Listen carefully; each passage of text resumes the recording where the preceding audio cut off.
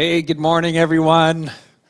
I probably just divided the church in half, half that are anticipating Christmas and those that are like, no, we can't, it's coming too soon. But I'm going to get into more of that in just a second here.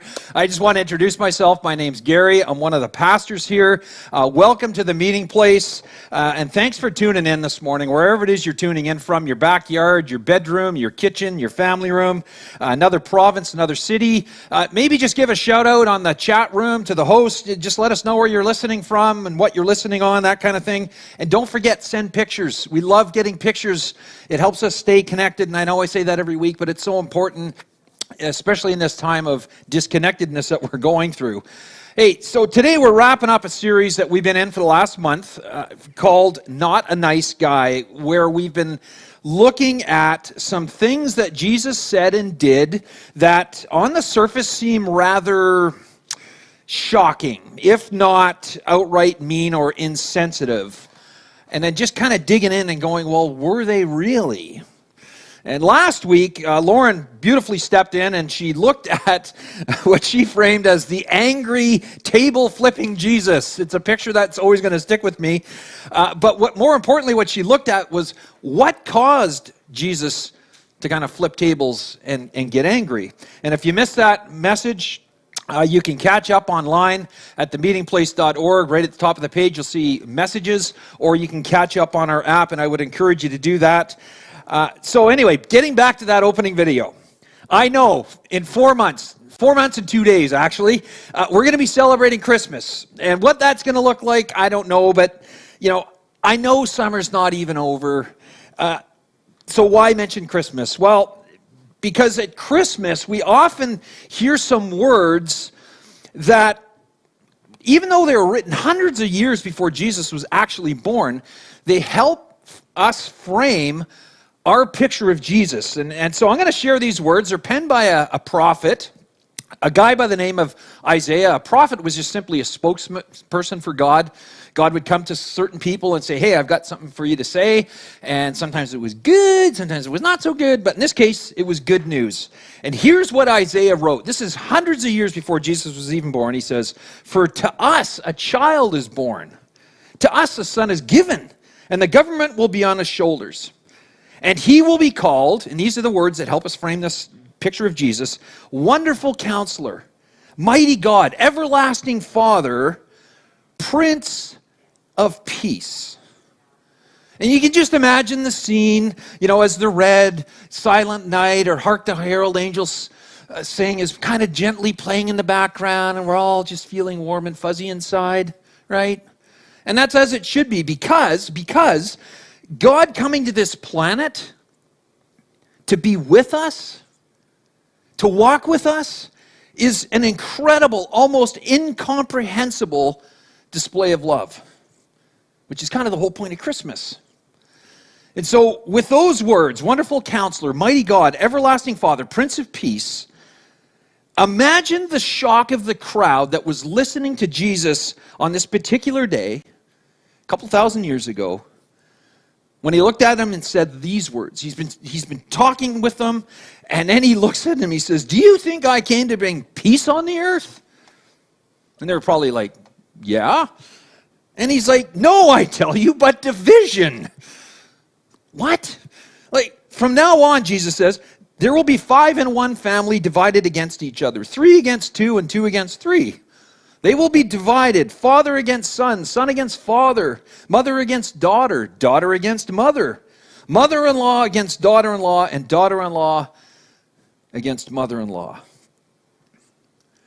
I wasn't there, but I bet you could have heard a pin drop as Jesus kind of dropped that bomb. And people were processing that little bit of information. You didn't come to bring peace, but division? What happened to the whole Prince of Peace thing? Does that not matter anymore? What about, those words that Linus, quoted at the beginning, or peace on earth, goodwill toward men? What happened to all that? It kind of makes you wonder, doesn't it? Especially in light of the picture that we most often have of Jesus. Someone who was gentle and passive, kind of chilled out, no bad days, accepting of everyone, lover of all people, regardless of their race, religion, or social standing. That's a big supporter of family. I mean, even one of the 10 Commandments is, thou shalt honor your father and your mother. So what was Jesus up to? Well, not long after leaving my fairly physical job of commercial diving and taking on the role of the pastor, I began developing a pastor's role. And so I decided, you know what? I got to get back to doing something I used to do years ago, but had kind of got away from, just life got busy. And that was to start exercising, to eat healthier. And so I got back to the one thing that I loved to do when it came to exercise, and that was running. And it was and is great, but it was and it still is challenging. More often than not, when I wake up in the morning and it's run day, I'm already in an argument with my brain is arguing with me, just trying to convince me, you know what, just roll over and go for a run tomorrow. You don't need to run today. And half the time I do. And what I learned was that making the decision to exercise, to eat healthy, to lose some weight is free. It costs me nothing. But putting that decision to do all that into action costs something. Because choosing to lose weight generally means saying no to sitting on the couch watching TV with a bag of Doritos and a can of pop, watching Netflix, and saying yes to spending some time in a room full of sweaty people on a treadmill while you're sucking down some disgustingly ugly-looking green protein shake. Right? And that's the dilemma that we all face. We love the idea of doing things like losing weight, quitting a habit that doesn't serve us well, improving ourselves in some way, but we rarely do we like the cost associated with that change. Well, interestingly, there's a parallel dilemma that happens when it comes to deciding to follow God. One of the things we talk about a lot around here, all the time actually, is how God's love is unconditional, and His forgiveness and His grace and His mercy is available to everyone. You, me, everyone. No matter what we've done or not done, what's been done to us, it's available, which we think is pretty cool. But you know what's even cooler? It's free. God's love and forgiveness and grace and mercy is a gift. And just as the word implies, it costs you nothing. You just have to simply choose to receive it. And so when it comes to following God, you could put it this way. God's love and forgiveness is free. It costs you nothing. But following Jesus will cost you something. And that's the rub. God's love and forgiveness is free. It costs you nothing, but following Jesus is going to cost you something. I've been a Christ follower for most of my life. At a very young age, I came to the place where I believed that Jesus was the Son of God, and that He came to this earth, set aside all his godly power, so to speak, stepped across the universe onto this planet to be with us. That's the Christmas story. And then as He was with us, He was arrested on some trumped up charges and crucified on a Roman cross. But then 3 days later, walked out of the grave. That's the Easter story. But for me, my relationship with God, that belief, what that meant to me was, it was all about going to heaven and avoiding hell. That's all it was. And I liked the going to heaven part. I just didn't like the going to hell part, so I would avoid that at all costs. But that was good enough for me. And here's why. It allowed me to keep living the life I've always lived. And so what I did is I relegated my relationship with God to a couple hours once a week on a Sunday morning. That was it. And here's why. Here's why. I was afraid. I was afraid of what following God would cost me. And my biggest fear was that if I surrendered my life to God and said something to the effect of, okay, God, here I am. I'm your guy. I'm going to follow you and just take me wherever I need to go, and I give you my whole life. That if I did that, I would be made fun of, I would be laughed at. But my biggest fear in all of that was that it would cost me my friends. I was afraid they wouldn't want to hang around me anymore. And maybe you can identify with that on some level. It was just like they'd be looking at me with a kind of, like, what, dude, like, what are you doing? And I truly believe that fear of what it might cost us personally or professionally to follow Jesus plays a big part in our choosing to follow. That fear that keeps most of us from taking that next step toward him. Whatever that step might be. Because we're afraid of what that might mean to us personally. I was trying to think of a way I could kind of frame this, and I think for me, this kind of works for me, and I think it will for you too. You could say that when it comes to following Jesus, we're afraid of the fine print. You know what that is, right? It's that stuff that is at the end of a contract that you sign that is really small and nobody really reads it. We don't pay attention to it. But it ends up costing you in the end. And here's what I mean. You go out, you buy a laptop or a new phone, a car, an appliance, whatever it happens to be. And the salesperson says to you, hey, would you like some extended warranty with that? And, it's hassle-free, no worries, philosophy kind of thing. And you're like, sure, I'm in. And so you buy it. And then something breaks. Your hard drive crashes, your transmission drops out of your car, your phone stops working, the washer keeps, wimps out somehow. And so you call a repairman or mechanic, and they come to the rescue, and they fix it all, and then they hand you a bill.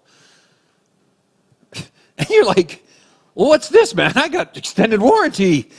And that's when they say, oh, I'm sorry, but it doesn't cover this repair, this part. If you look here on your warranty, in that font that's really small, it says right there that, this limited warranty, expressed or implied, does not cover, and then you fill in the blank.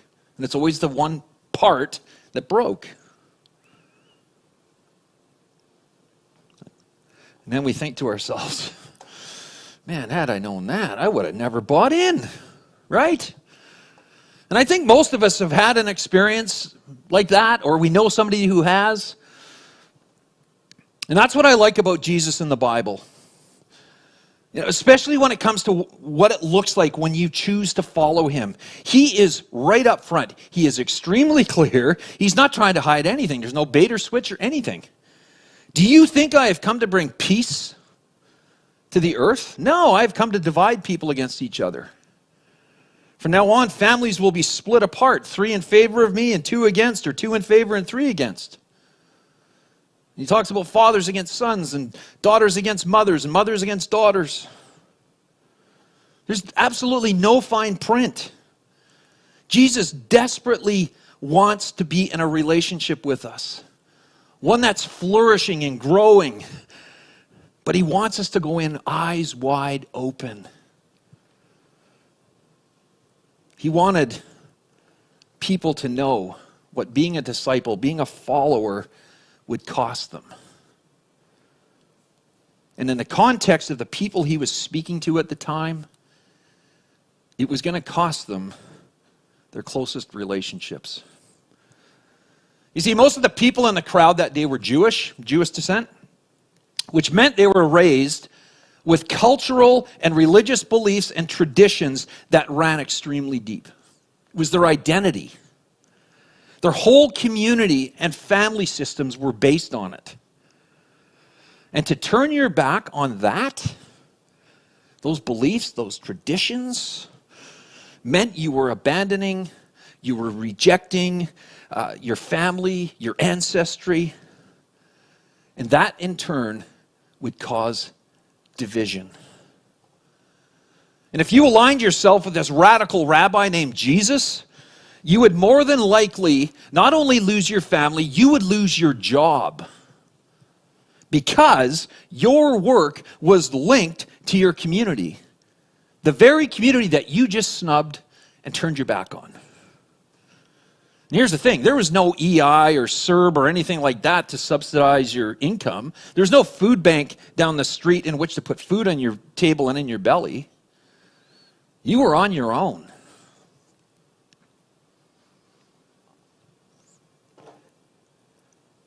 Came across a book written by an American author and publisher named Dave Eggers. And he wrote a book. It's named after the last name of this Syrian man that came to the United States when he was quite young. His name was Zaiton. This is the name of the book.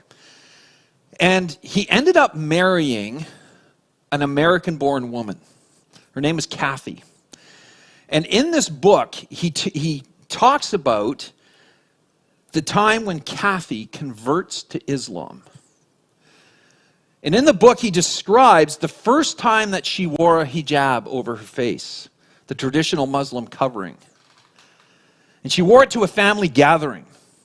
And her mother and sisters ridiculed her and implored her to take that thing off and be yourself.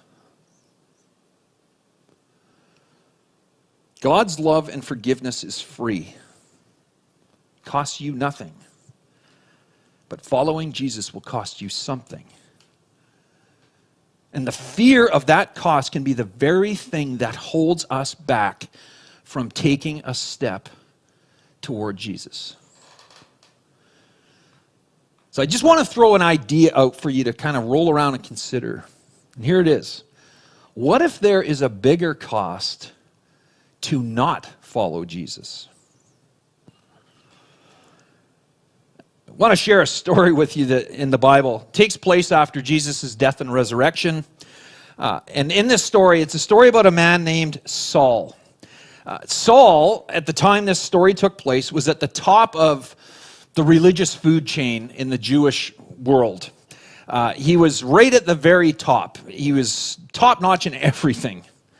And he was hell-bent on one thing, and that was to stomp out this new Jewish knockoff religion that had sprung up, where people were walking around telling other people about this man named Jesus who had risen from the dead. And it was pressing in and causing division amongst Jews themselves. And so Saul wants to put a stop to this. So he goes and he gets an official, like a license, a contract to go out and arrest any followers of Jesus, especially those that were considered ringleaders.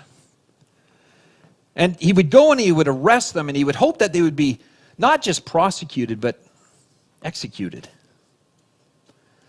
And so in this story, Saul's on his way to this town. He's got his papers with him. He's on the way to this town to arrest some of these people when he has an encounter with the resurrected Jesus.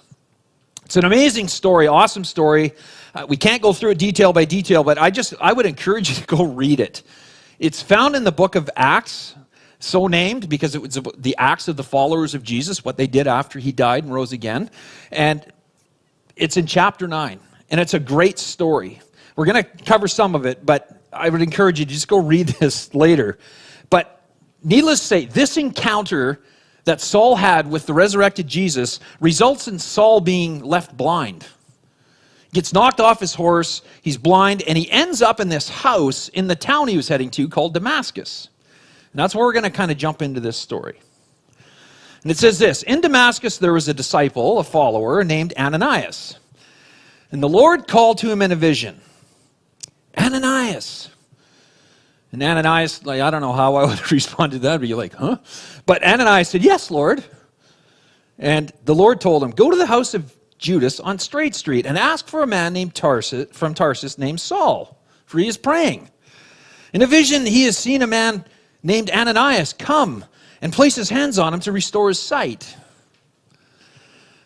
Now, it's interesting. Based on Ananias' response, he probably didn't hear much of all that at the end because he's stuck on the name Saul.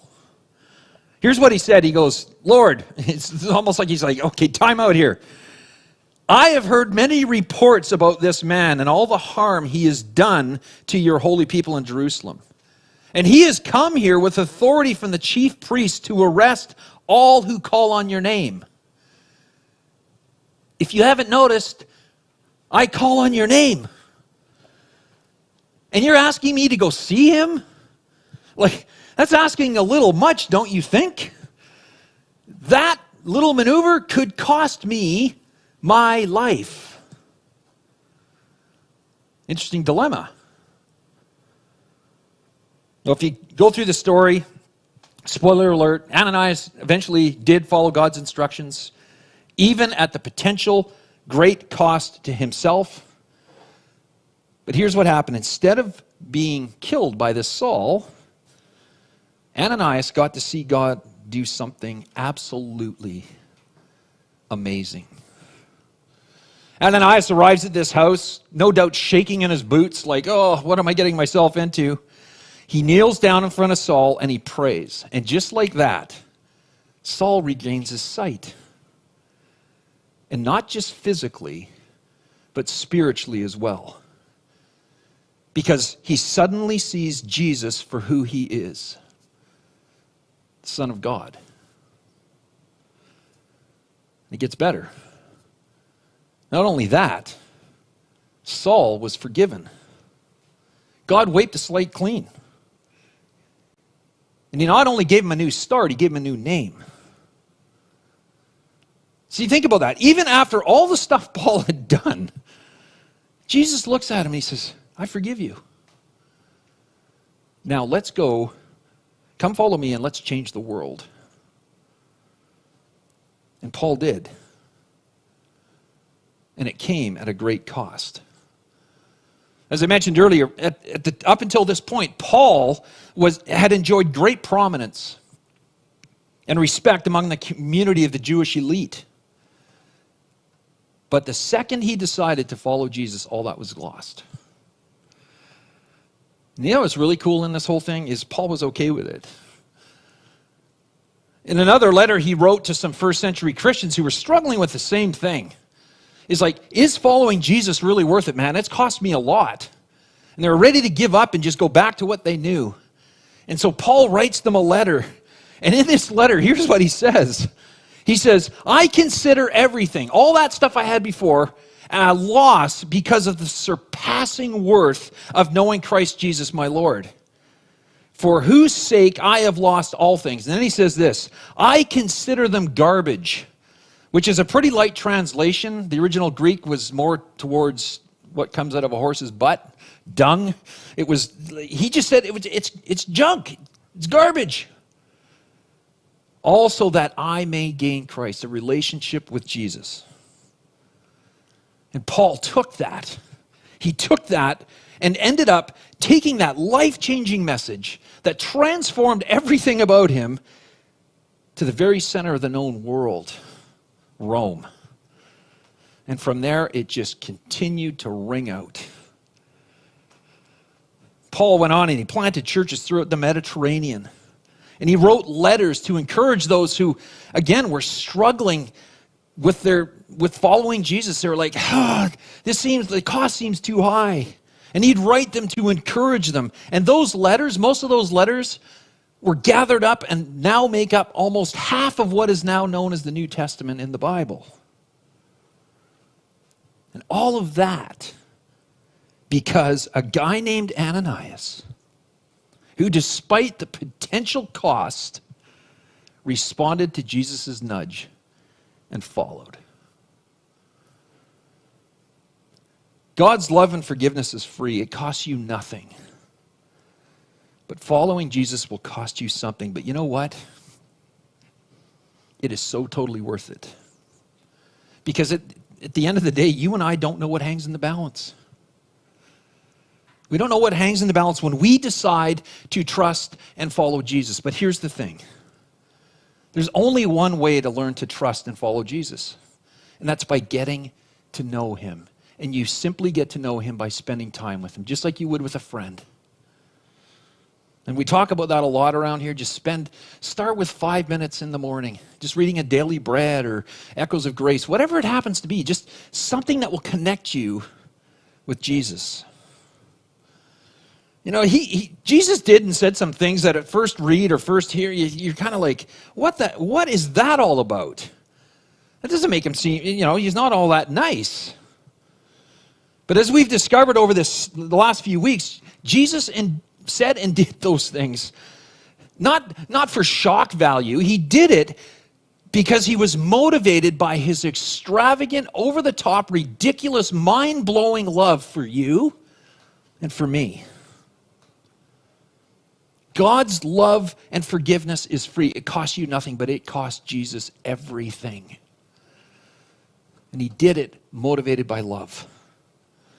And so my prayer for us all would be that God would give us the courage and the strength to step into the life that he has for us.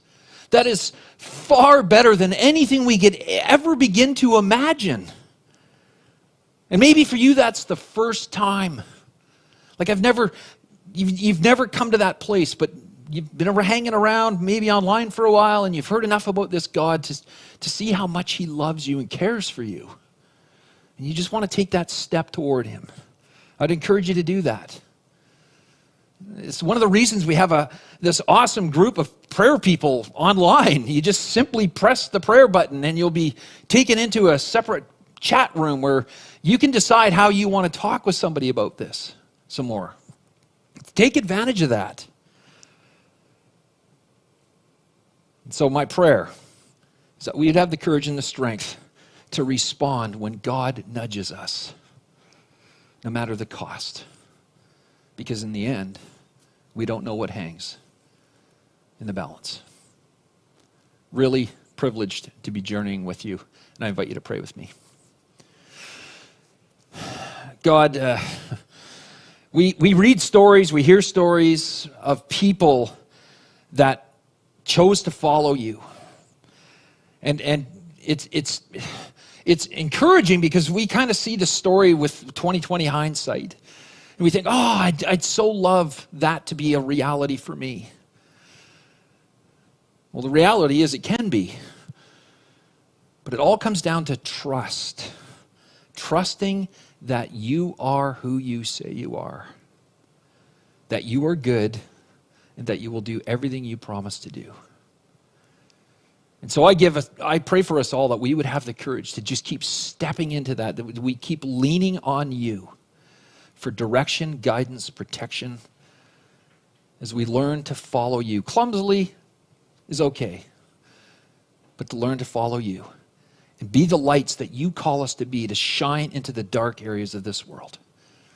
Thank you for loving us, and we pray this in your awesome name. Amen.